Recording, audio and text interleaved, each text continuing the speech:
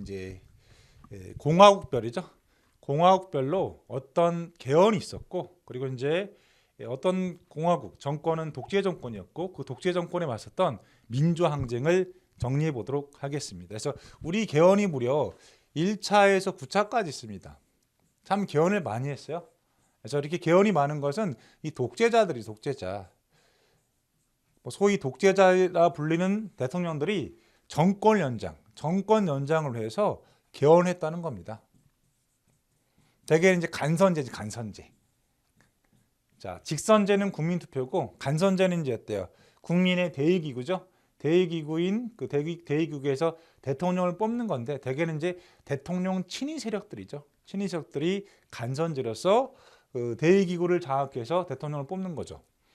이렇게 독재자들이 이제 뭐 간선제헌법을 만들어서 독재 정권을 연장하니까 이제 민주화 세력이죠. 민주화 세력이 민주화 항쟁을 일으켜서 독재 정권을 무너뜨리고 또 개헌한 거 아니겠습니까? 대개는 직선제죠.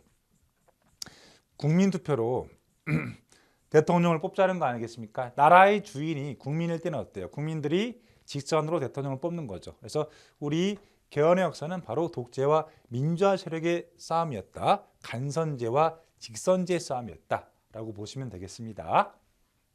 먼저 이승만 정권이죠. 자, 1948년 5월 10일 초대 국회의원 선거를 합니다. 그래서 우리가 해방 후죠. 해방 후에 이제 우리 스스로 정부를 세우려고 하는 거죠. 그래서 정부를 세우려면 먼저 헌법을 만들어야 되는 거 아니겠습니까? 그래서 헌법을 만들기 위해서 초대 국회의원 선거를 했습니다. 즉 재헌 국회의원 선거를 했다. 이 선거가 50 총선거가 되겠습니다. 그래서 5월 10일 날 초대 국회의원 선거했고, 초대 국회의원은 임기가 짧았어요. 2년이었습니다. 근데 이때 김구 계열이죠. 김구 계열이 이 50 총선거에 불참했어요. 불참해서 김구 계열 쪽에서는 국회의원이 못 나왔고, 대개는 이승만 계열 쪽에서 국회의원이 당선이 됐습니다. 그럼 당연히 어때요? 이승만 계열의 국회의원들이 이승만한테 좀 유리한 헌법을 만들 수 있는 거 아니겠습니까? 그래서 나온 헌법이 재헌헌법이에요. 1948년 7월 17일 재헌헌법이 나왔는데, 이때는 부통령도 있습니다. 대통령과 부통령을 뽑는데 간선제라는 거죠. 즉 국회의원들이 대통령을 뽑기로 한 겁니다. 국민투표, 직선제를 뽑는 게 아닙니다.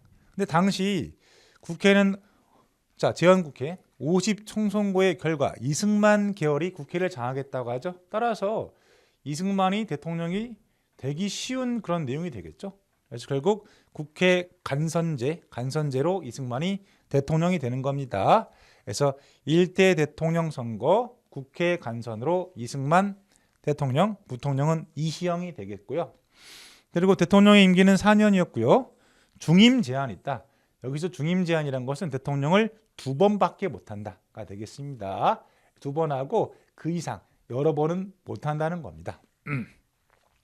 자, 이렇게 해서 재헌헌법에서 대통령 간선제 임기 4년 중임 제한의 헌법이 나왔고, 국회의원에 의한 대통령 선거에서 이승만이 대통령이 됐다가 되겠죠.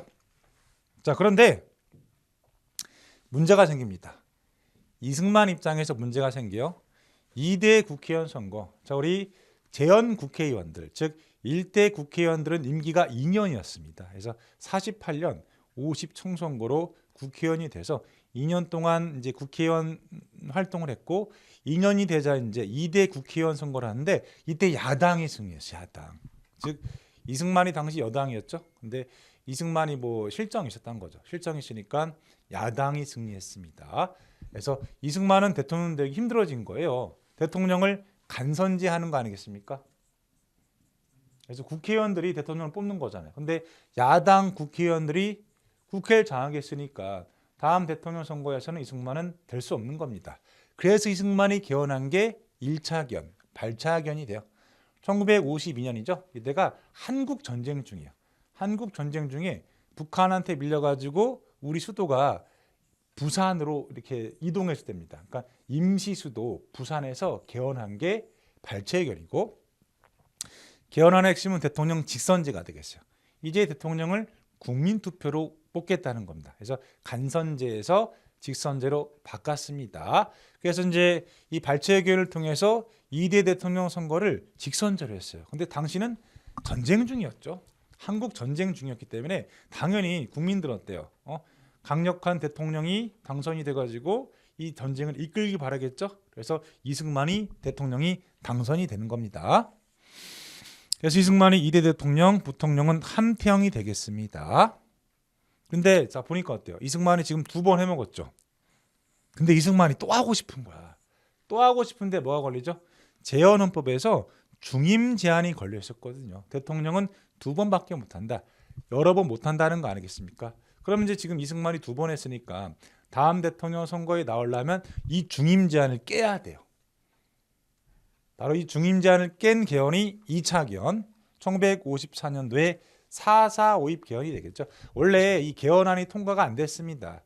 그래서 정족수 미달로 개헌안이 통과가 안 됐는데 이 4.4.5입이라는 어거지 논리를 펴가지고 개헌안을 통과시켰습니다. 그래서 이승만 대통령, 즉 초대 대통령에 한해서는 중임 제한을 철폐했던 거죠. 즉 초대 대통령이 이승만 대통령이었죠. 그래서 이승만 대통령은 계속 대통령 선거에 나올 수 있게 되는 겁니다. 그래서 2차 개헌 4.4.5입 개헌에 따라서 1956년 3대 대통령 선거에 이승만이 나왔어요. 나와서 자유당 후보로 대통령이 됐습니다. 그리고 부통령은 야당인 민주당 후보인 장면이 당선됐어요. 자, 그리고 원래 이제 자유당이죠. 이승만의 자유당 부통령 후보가 이기붕이었는데 이기붕이 좀 장면한테 밀립니다. 밀려서 이기붕이 탈락하고 장면이 당선됐고요. 그리고 이제 대통령 선거에서는 당시 이제 그 무소속 후보가 있어요. 무소속 후보가 있었는데 무소속 후보였던 조봉암이라는 후보가 있어요.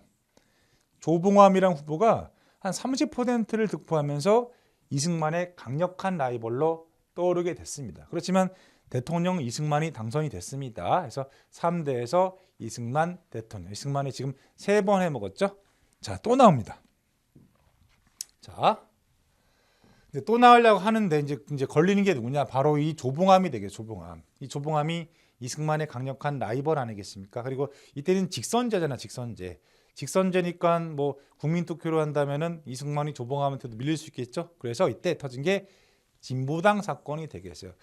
이 조봉암이 만든 게 진보당인데 이 진보당과 조봉암을 간첩 혐의로 이제 와해시키는 거죠.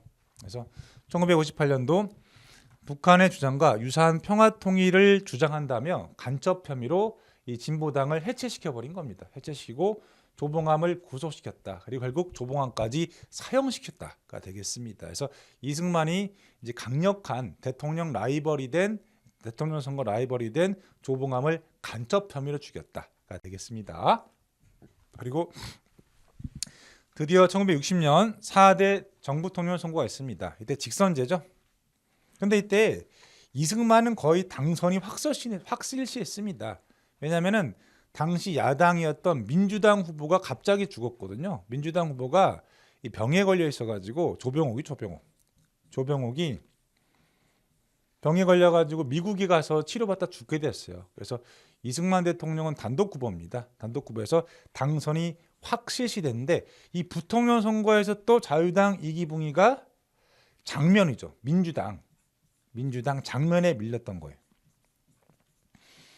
그래서 장면을 당선시키려고 부정선거가 있었던 거죠. 부정선거. 우리 최근에 뭐 비상계엄 사태, 대통령이 비상계엄령 때린 거 아니겠습니까? 그래서 대통령이 뭐라고 했어요? 지금 뭐 최근 선거관리위원회가 문제가 있다.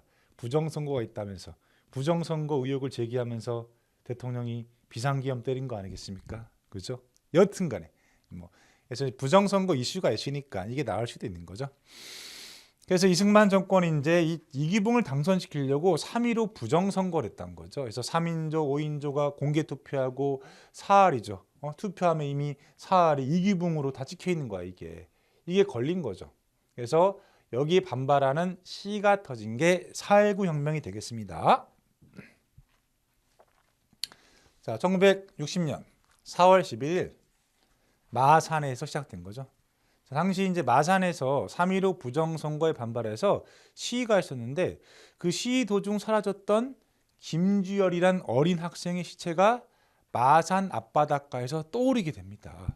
그래서 이 사진이 참 굉장히 좀 어떻게 보면 좀 잔혹한 사진이 있죠, 그렇죠? 그래서 김지열의 얼굴에 체류탄이 박힌 그런 시체가 나온 거 아니겠습니까? 그래서 국민들이 뭐 경악했던 거죠. 그리고 드디어 4.19 터진 거죠. 서울대가 나선 거야. 서울대 물리대생들이 시위를 이제 주도하면서 시위가 전국화되자 당시 이승만 정권이 계엄령을 때렸다고 합니다. 자, 이렇게 해서 이제 그 정부가 계엄령을 때려가지고 막 시위대와 학생들 잡아가고 막 총으로 쏴 죽여버린 거야. 그러자 교수들이 시국선언 발표했죠. 이승만 퇴진을 요청했던 거 아니겠습니까? 그리고 결국 이승만 이걸 받아들여서 이승만이 하야하게 되는 겁니다. 즉 4.19 혁명은 성공했습니다. 성공하고 우리 이제 그 전에 이 선거죠. 이 선거. 4대 대통령 선거는 당연히 무효가 되겠죠. 3.15 부정선거가 있었고 이승만이 하야하면서 4대 대선은 무효가 됐습니다. 그래서 이승만은 대통령 3번 해먹었다가 되겠네요.